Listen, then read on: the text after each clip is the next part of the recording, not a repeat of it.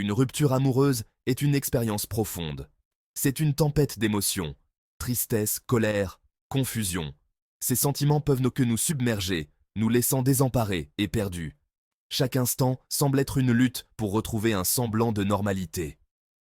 La douleur est souvent si intense qu'elle semble insurmontable, comme si le monde entier s'effondrait autour de nous. Le sol sous nos pieds semble disparaître. Nous perdons notre équilibre, notre stabilité. Tout ce que nous connaissions, tout ce que nous pensions être solide, s'effondre. C'est comme si nous étions en chute libre, sans rien pour nous rattraper. Cette sensation de vide peut être terrifiante, nous laissant dans un état de panique constante. Nous sommes laissés sous le choc, à la recherche de quelque chose de solide. Nous cherchons désespérément un ancrage, quelque chose pour nous stabiliser. Nous nous accrochons à des souvenirs, à des objets, à des personnes, espérant trouver un peu de réconfort. Mais souvent, ces tentatives ne font qu'accentuer notre sentiment de perte. Dans ce tourbillon d'émotions, une philosophie ancienne nous tend une main ferme, le stoïcisme. Cette sagesse millénaire nous offre une perspective différente, une manière de voir et de comprendre nos émotions. Elle nous enseigne que, même dans les moments les plus sombres, il y a une lumière à trouver. Le stoïcisme, en mettant l'accent sur la raison et l'acceptation, nous fournit des outils pour comprendre nos émotions, pour les accepter sans jugement. Il nous apprend à voir la douleur non pas comme une ennemie, mais comme une partie intégrante de notre expérience humaine. En acceptant cette réalité, nous pouvons commencer à guérir. Des outils pour naviguer sur les eaux tumultueuses du chagrin d'amour. Comme un marin expérimenté, nous apprenons à lire les signes, à anticiper les tempêtes et à trouver notre chemin même dans les moments les plus difficiles. Chaque vague, chaque tourbillon devient une opportunité d'apprentissage, une chance de grandir et de devenir plus fort. Il ne s'agit pas de supprimer les émotions, mais de les comprendre, de les observer, de les analyser et de les accepter pour ce qu'elles sont. En faisant cela, nous pouvons trouver une paix intérieure, une sérénité qui nous permet de traverser les moments difficiles avec grâce et dignité. Il s'agit d'accepter la réalité de la situation, aussi douloureuse soit-elle. En acceptant cette réalité, nous pouvons commencer à reconstruire notre vie, à trouver de nouvelles sources de joie et de bonheur. La douleur ne disparaîtra pas du jour au lendemain, mais avec le temps, elle deviendra plus gérable et nous en sortirons plus forts et plus résilients. Le stoïcisme, au fond, consiste à se concentrer sur ce que l'on peut contrôler, nos pensées, nos réactions, nos actions. On ne peut pas contrôler les actions des autres, ni le passé. Se lamenter sur ce que l'on ne peut pas changer ne fait qu'amplifier notre souffrance.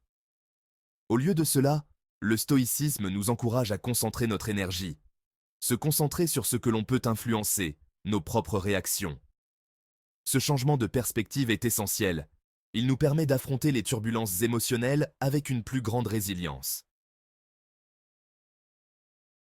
L'un des principes stoïciens les plus libérateurs est la dichotomie du contrôle. Nous devons apprendre à distinguer ce qui est en notre pouvoir et ce qui ne l'est pas. Les sentiments de notre ex-partenaire, ses décisions, ses actions sont hors de notre sphère d'influence. On ne peut pas les changer et on ne doit pas essayer de le faire. Cette acceptation, bien que difficile, est le premier pas vers la guérison. Elle nous permet de nous détacher du besoin de contrôler l'incontrôlable. Amor fati, une expression latine qui signifie « l'amour du destin », est un principe central du stoïcisme. Cette philosophie ancienne nous enseigne à embrasser chaque événement de notre vie, qu'il soit bon ou mauvais. Il nous encourage à accepter tout ce qui arrive dans notre vie, le bien, le mal et les chagrins d'amour. En adoptant cette perspective, nous pouvons trouver la paix intérieure même dans les moments les plus difficiles. Cela ne veut pas dire que nous devrions aimer la douleur ou nier notre chagrin. Au contraire, il s'agit de reconnaître nos émotions et de les accepter pleinement. Cela signifie accepter que la rupture, aussi douloureuse soit-elle, a eu lieu. En acceptant cette réalité, nous pouvons commencer à guérir et à avancer. Elle fait désormais partie de notre histoire. Chaque expérience, même les plus douloureuses, contribue à façonner qui nous sommes. Lutter contre cette réalité ne fera que prolonger notre souffrance. En acceptant ce qui est, nous pouvons trouver un certain soulagement et commencer à reconstruire notre vie. Au lieu de cela, nous pouvons choisir d'en tirer des leçons et d'en sortir grandis. Chaque défi est une opportunité de croissance personnelle et de développement. En réfléchissant à nos relations passées, nous pouvons trouver un sens et une signification dans nos expériences. Cela nous permet de mieux comprendre nos besoins et nos désirs pour l'avenir. En traversant des moments difficiles, nous construisons notre résilience. Chaque épreuve surmontée nous rend plus forts et plus capables de faire face aux défis futurs. Embrasser le changement peut également ouvrir de nouvelles opportunités. Une rupture peut être le début d'un nouveau chapitre, plein de possibilités et de découvertes. En avançant, nous pouvons créer un nouveau chemin pour nous-mêmes. Un chemin qui est façonné par nos expériences passées, mais qui est également ouvert à de nouvelles aventures et à de nouvelles joies. En fin de compte, embrasser la rupture et accepter notre destin nous permet de trouver la paix intérieure. C'est un voyage vers l'harmonie intérieure et la compréhension de soi. En vivant pleinement et en embrassant chaque aspect de notre voyage, nous pouvons trouver un sens plus profond et une satisfaction durable dans notre vie. Le stoïcisme nous rappelle que notre perception façonne notre réalité. Si nous nous attardons sur les aspects négatifs de la rupture, notre douleur ne fera que s'aggraver.